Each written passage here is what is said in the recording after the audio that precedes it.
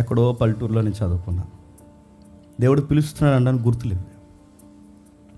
ఆ చిన్న తరగతి చదువుకొని మేము ఏదో వానాకాలం చదువులు అంటారు చూసారు, ఆ చదువులు మేము చదివాం. మొత్తం మీద దేవుని కృపను బట్టి ఆ కాంపిటేటివ్ ఫీల్డ్లోకి వచ్చిన తర్వాత సెలెక్ట్ అయ్యాం.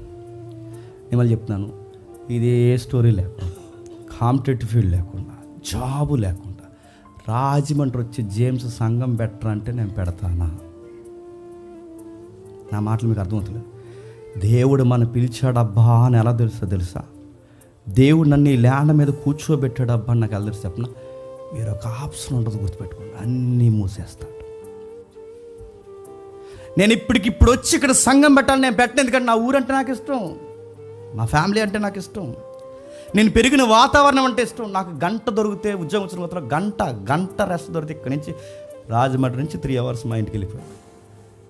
ఇప్పుడు రోడ్డు బాగుంది, ఇప్పుడు ఇలా ఉండేది యాక్సిడెంట్ జోన్. అది ఆ ఊరంటే ఇష్టం, పెరిగిన ఎవరికన్నా ఎవరన్నా ఇష్టమే. ఆ ఊరంటే ఇష్టం, ఆ ఫ్రెండ్స్ అంటే ఇష్టం. సాయంత్రం అయితే ఆ బైబిల్ పట్టుకుని బయట చిన్న చిన్న ఈదుల్లో సువార్త చెప్పడానికి ఇష్టం. నేను గాస్పల్ అక్కడే చెప్పాలనుకున్నాను, అక్కడే ఉండాలనుకున్నాను. కానీ దేవుడు నన్ను ఈ ఏరియాకి తీసుకొచ్చాడు. ఇప్పుడు చెప్తున్నాను, ఈ ఏరియాకి తీసుకొచ్చిన తర్వాత నాకు ఒక్క నిమిషం కూడా ఇక్కడ ఉండాలనిపించింది కాదు. కానీ తప్పక ఒప్పక అన్నీ ఒప్పుకి నేను ఉండాలని నాకు వేసిన కలివేంటి చెప్పనా? Government job. గుర్తుపెట్టుకోండి. వదిలి వెళ్ళగలనా? ఇది పెళ్ళం కన్నా ఎక్కువ వదలగలమా చెప్పండి? వదిలి వెళ్ళగలమా? గవర్నమెంట్ జాబ్ లాక్ చేస్తాడా ఆయన అడుగుతున్నాను. నేను అదే అడుగుతాను, నువ్వు ఎక్కడ చదివావు, ఇప్పుడు ఎక్కడ ఉద్యోగం చేస్తున్నావు, ఎక్కడ సెటిల్ అయ్యావు, ఎక్కడి నుంచి ఎక్కడికి వచ్చావు, దీని వెనకాల నువ్వు అనుకుంటే జరిగిందా, లేకపోతే నీకు ఇష్టం లేకపోయినా ఏదన్నా ఇక్కడ జరిగి ఇక్కడి వరకు నువ్వు వచ్చావా? దీని వెనకాల పర్పస్ ఏంటి తెలియాలి. నువ్వు ప్లాన్ చేస్తే ఇదంతా జరుగుతుందా, లేదా వెనక ఎవరో ప్లాన్ చేస్తున్నారా నీకు తెలియాలి. ఇప్పుడు బాగానండి, ఇప్పుడు గవర్నమెంట్ జాబ్ నాకు ఫ్రీ అయిపోయింది, ఎందుకంటే ఆబ్సెంట్ అయిపోయి తిరుగుతున్నాను. నాకు ఇంట్రెస్ట్ లేదు, ఎందుకంటే అటు న్యాయం చేయలేము, ఇటు న్యాయం చేయలేము. దేవుని సేవ సుఖం అని చెప్పి, దేవుని సేవే జీవితానికి పరమార్థము, సుఖము, నెమ్మది దేవుని సేవలో దొరుకుతుందని ఉద్యోగానికి 2 years ఆబ్సెంట్ అయిపోయి తిరుగుతాను. నా రిజైన్ లెటర్ తీసుకుని పోవాడు, తీసుకోవట్లేదు. గమ్మత్తని చెప్తున్నా, ఇప్పుడు నేను మానేశాను. డౌట్ రావాలి ఇప్పుడు, మరి ఇప్పుడు వెళ్ళిపోవచ్చు గమ్మ ఊరంటే ఇప్పుడు వెళ్ళలేదు. ఎందుకు వెళ్ళని చెప్తున్నా? ఈ ఉద్యోగం మానక ముందే ఇక్కడ ఒక సంఘం ప్రారంభించాడు.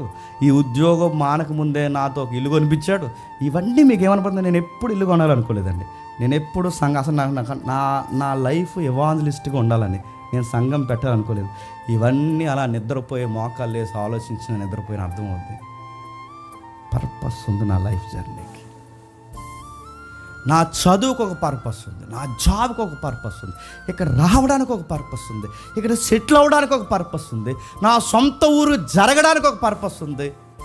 నా దేవుడు నన్ను పిలిచాడు. దేవుడు ఇలా మాట్లాడతాడు పరిస్థితుల్లో.